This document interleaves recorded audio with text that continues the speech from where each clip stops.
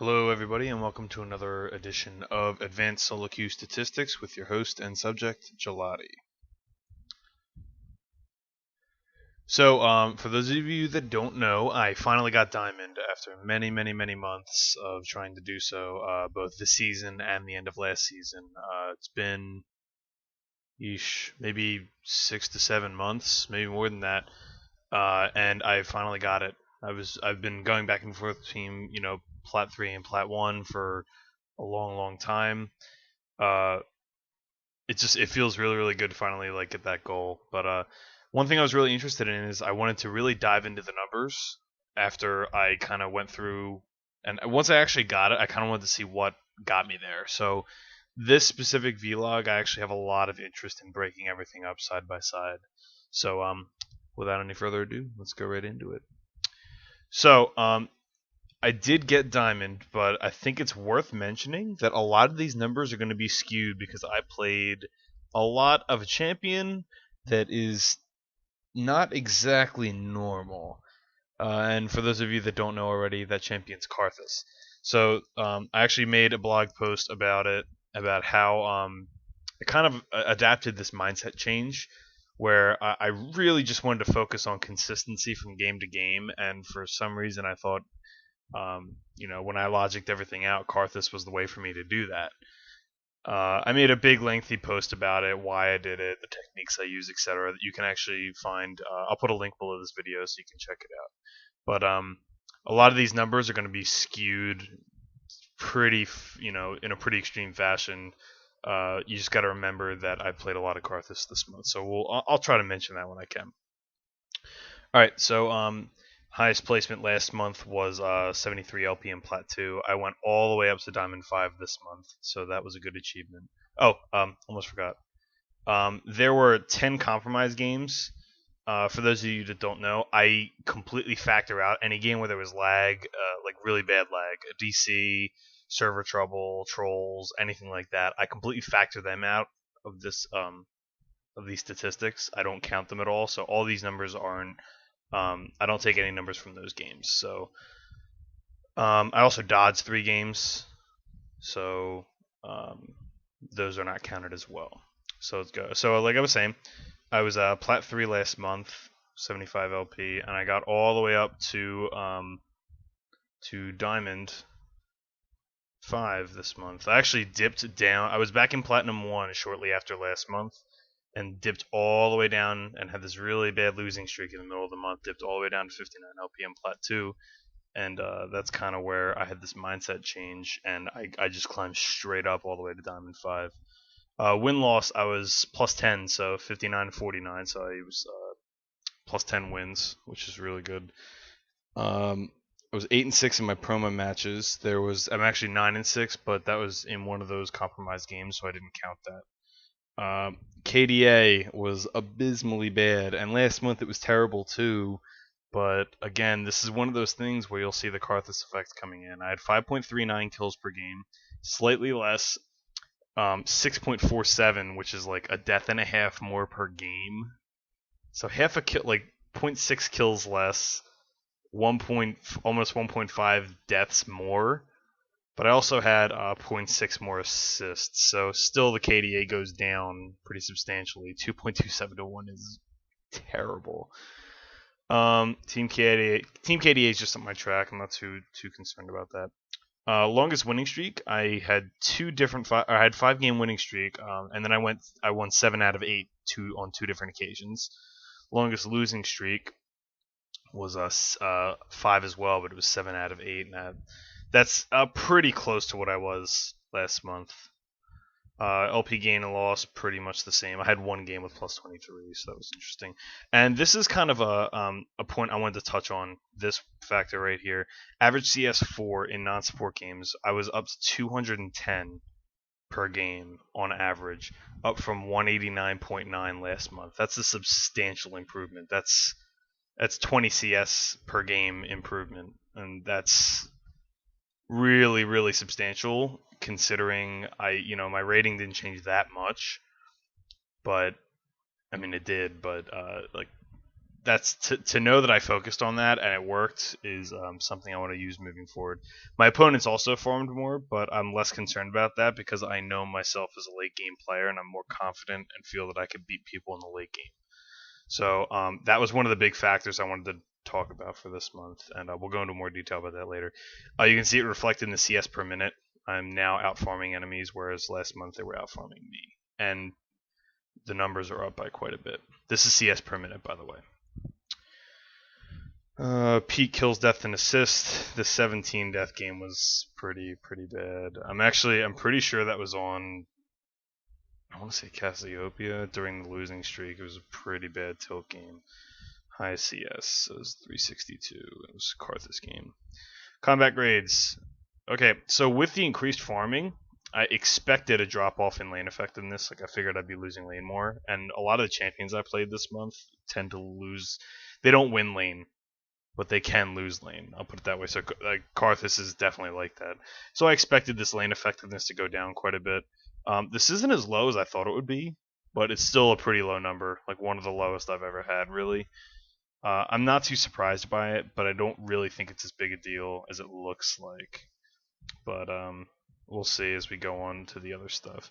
I had roughly the same outside influence 4, but again, like it's pretty tough to gank. I don't know. It's not tough to gank Karthus lane. It's just not optimal compared to some other champions. However, I did have a lot of jungle pressure against. So when you consider that I had a lot more jungle outside lane influence 4, whether that's the top or against, whether that's the top lane, jungle support, etc. If you factor that in, that could factor into why I was losing lane a little bit more. So these two numbers are sort of related. So it's worth mentioning that. Roaming effectiveness. This is something that I thought would definitely be worse with my farm-focused mentality for this month. And I was still positive in it. So I did run teleport in about, I don't know, probably 90% of the games I played Karthus, I ran teleport. And while most of the time I just used it to get back to lane and keep farming, there were a couple times where I'd go bot lane if I was positive I could get a kill out of it, and a lot of times I did. So I think I was much more selective with my roaming and ganking scenarios, but I think I was really effective when I actually did do it. I didn't do it that much, but I was effective when I did. So this number is actually kind of similar to last month, because last month I was really roaming focused. So we'll see moving forward how that's going to be. Contribution grades. Positive contribution down slightly. Not that big a deal. I usually hover around 19.5, so that's not too much different. Negative contribution was a huge difference. Now, again, this is one of those things that is the Karthus effect. You die a lot on that champion. You don't really have any ways to escape. You don't have a lot of ways to defend yourself, but a lot of times you go 1 for 1 or 1 for more. So it's not like you want to die, but if the enemy team's going to blow a lot of cooldowns on you and you die in a good spot, that's actually beneficial. So the negative contribution scores I expected to go up with just playing that champion. It's just the way it is. Like if I was playing tank champions, I'd expect the same thing. Like you just die a lot of time. You soak cooldown, soak damage. That's your job. So this isn't necessarily a bad thing, but down across the board, like these are the worst numbers I've ever had in this category. I had 70 negative games and 35 positive games. That's like crazy. Now, last month, it was what you'd expect. I had a positive record in positive contribution games and a negative record in negative contribution games. History shows that this is actually the opposite of normal. For me, anyway, in my solo queue history, ever since I started tracking the contribution rating, I've almost always had a positive record in the games where I have a negative contribution, and a negative record in the games where I have a positive contribution. Now, I don't know if that's because the positive contribution games I'm playing for KDA and trying not to die instead of like doing what I need to do. But in negative games, like look at this. This is a substantial record. I was plus 14 in games with negative contribution. Now, I guarantee you a lot of these were Karthus games, but maybe that's like me being the martyr for my team. Like the thing is, I don't have a problem dying for the good of my team. Like I have absolutely no issue with that. And in solo queue, like that's usually people rage when you die, but like someone's got to do it sometimes. And I don't have a problem. Like I won't tilt or I won't get mad doing this kind of thing most of the time. Like I don't mind being that guy, which is actually kind of part of the reason I started playing Carthus too. Like I don't mind being that guy. So I just thought it was kind of funny that this number, this correlation, continues to be relevant, and I think it's perfect that this negative contribution, amazing record, happened when I started playing Carthus again because that's just kind of the way the champion goes.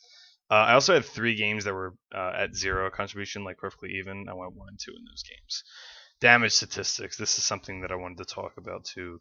So last month, if you looked at my damage stats for both games without support and in the support games, I was doing. If you count without the support games, I was doing 23% of my team's damage, which was down from the month before. I think it was doing like 24 something the month before, but I went up all the way to 24.65 in non-support games. I was That's a pretty high number for me. I think maybe the highest ever actually, pretty close to it anyway.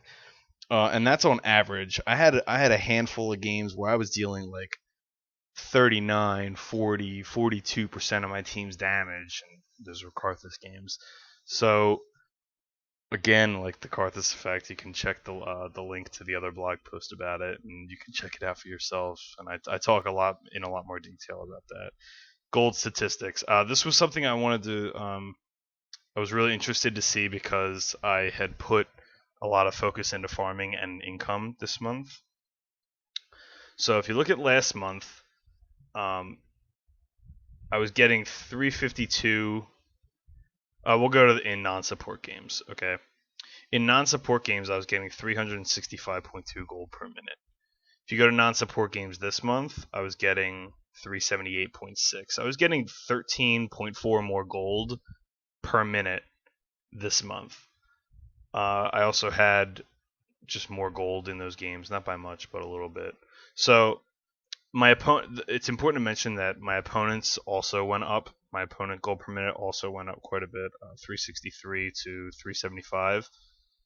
But my gold went up more, and I'm still earning more gold than them this month, and I wasn't. I was only slightly more last month. So these little advantages, and again, like if I play like these late game hyper carry champs, like I like to do, and create that inevitability snowball, it's perfectly fine if they're earning more money, as long as I'm earning more money too. So, these were interesting. Enemy AD carry gold. This is worth mentioning. My AD carries did much better this month than last month. Last month I played badly at support throughout, but my AD carries were also really bad.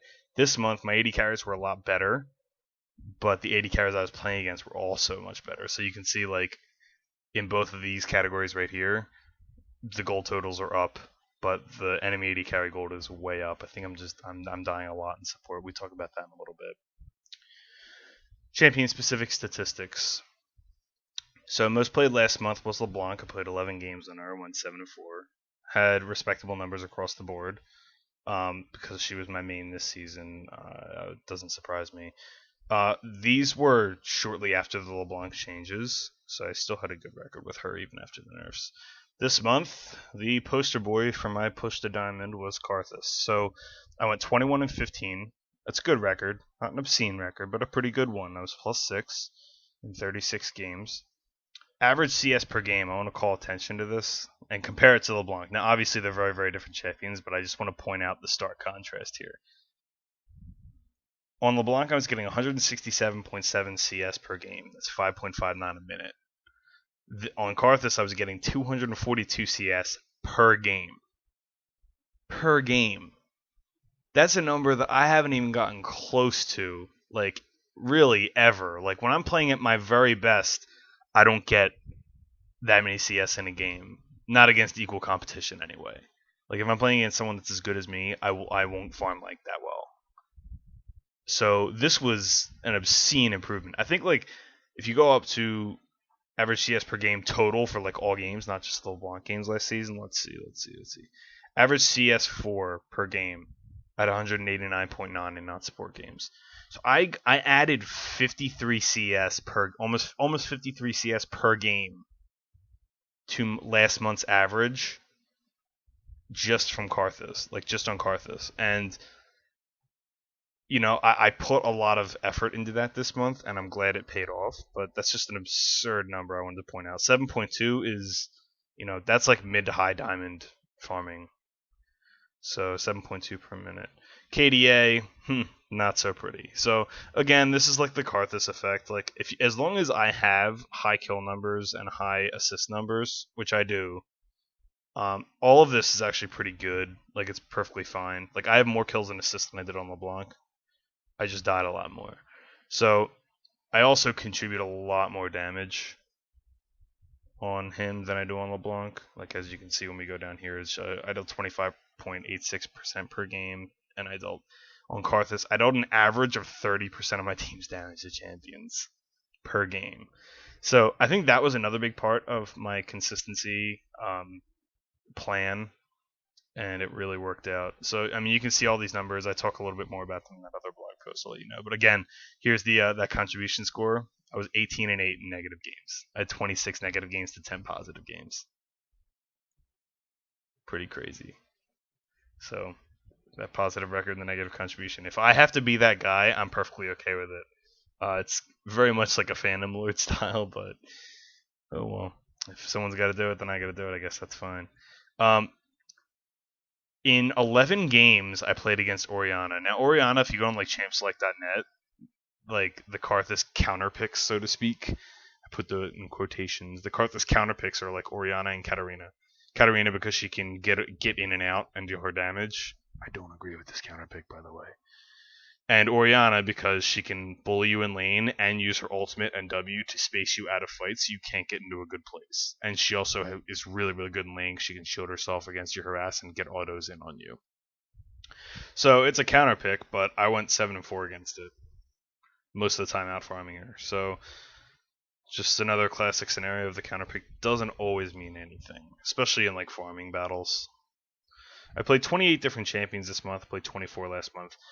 Part of the that tilting losing streak I went on was me playing about 16 different champions in maybe 24 games.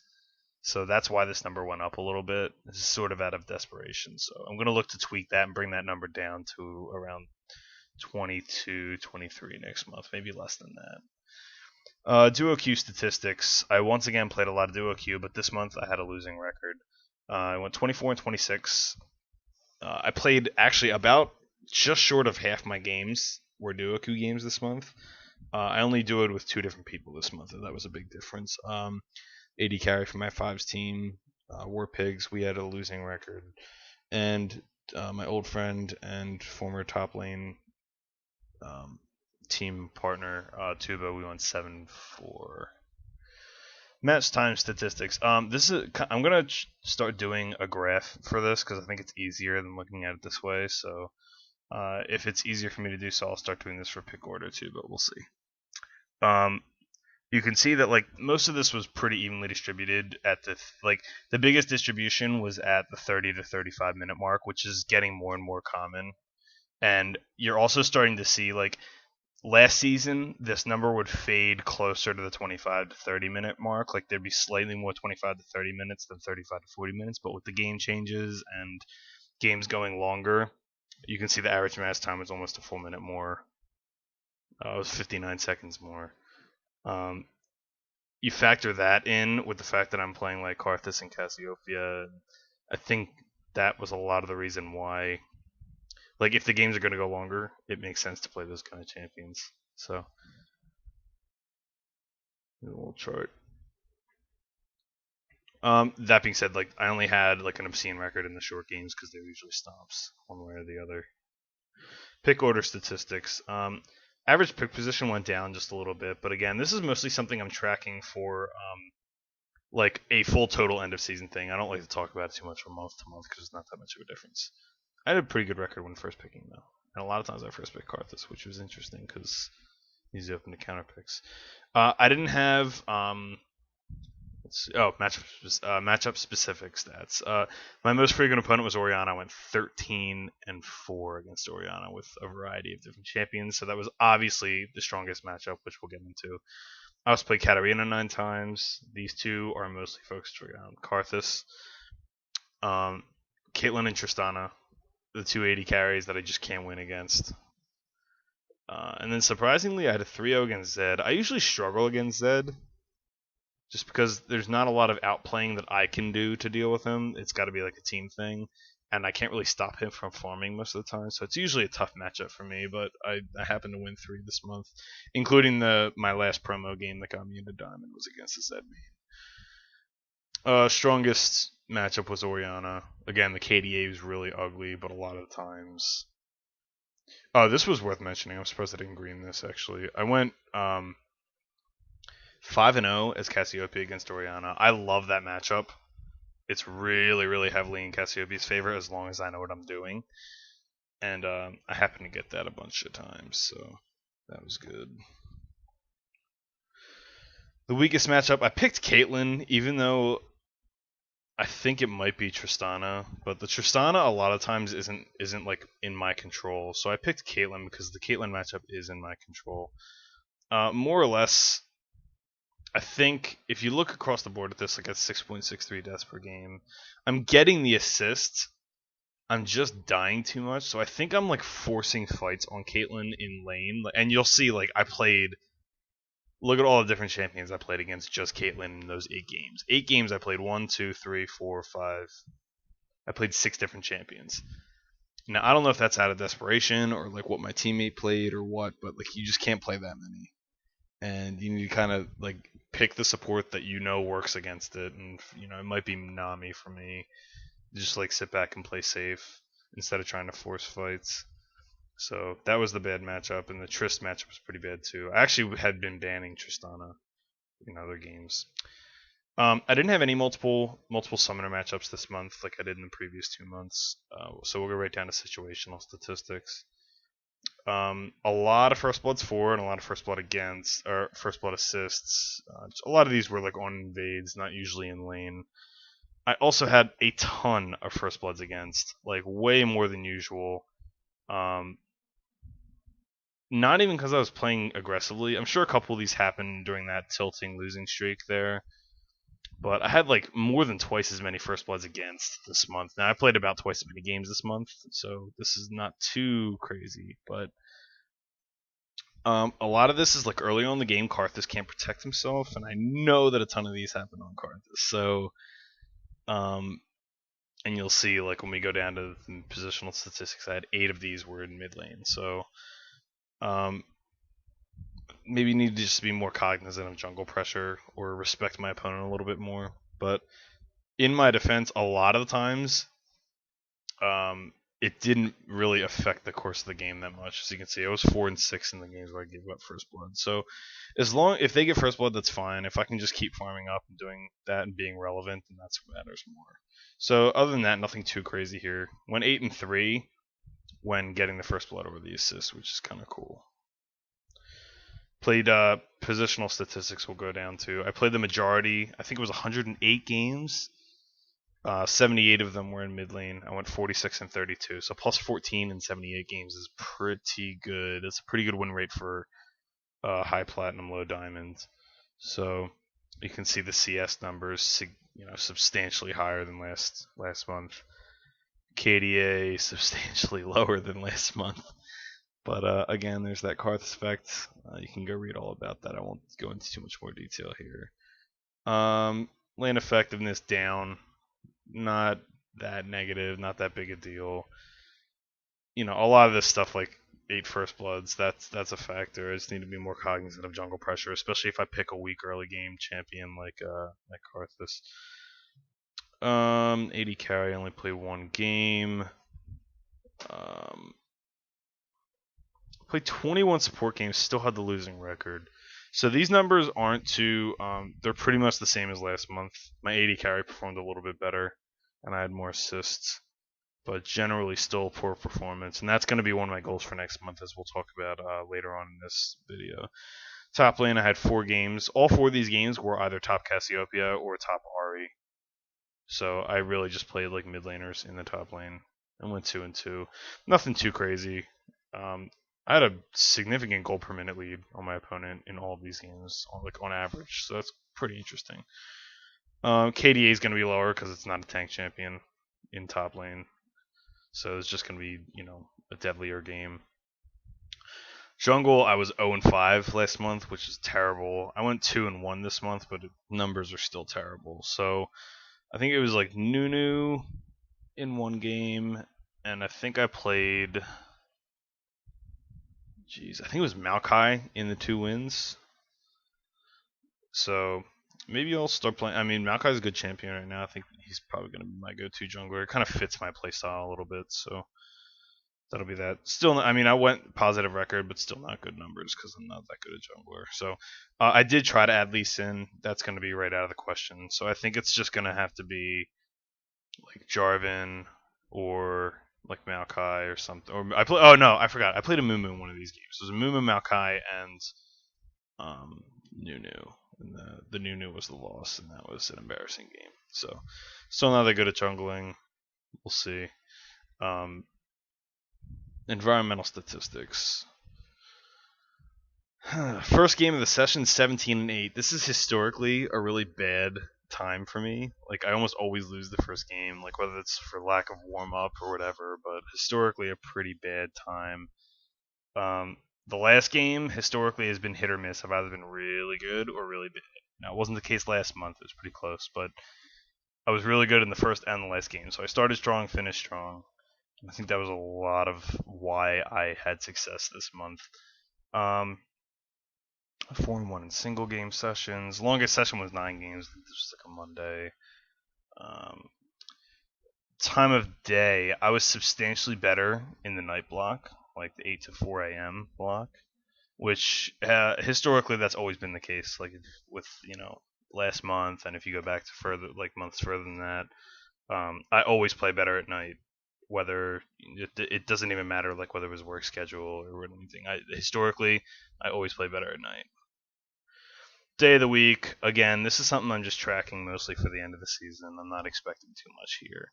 Same with the music. I'm not expecting. I'm tracking it as an interest piece, but I'm not expecting any vast changes from month to month. So let's go down to the goals. Okay, so from goals for June, I got 1 out of 3, and I got the bonus. So I didn't reduce my negative contribution score. In fact, I died a lot. I didn't have a lot of careless deaths. A lot of them were on purpose, but I died a lot. So even if you include if you exclude the Karthus games, I still died more. And a lot of those games were on support. So I wasn't. A lot of these deaths were a lot of it was I was the only one dying on the team. We would still win the game. So that's not necessarily a bad thing.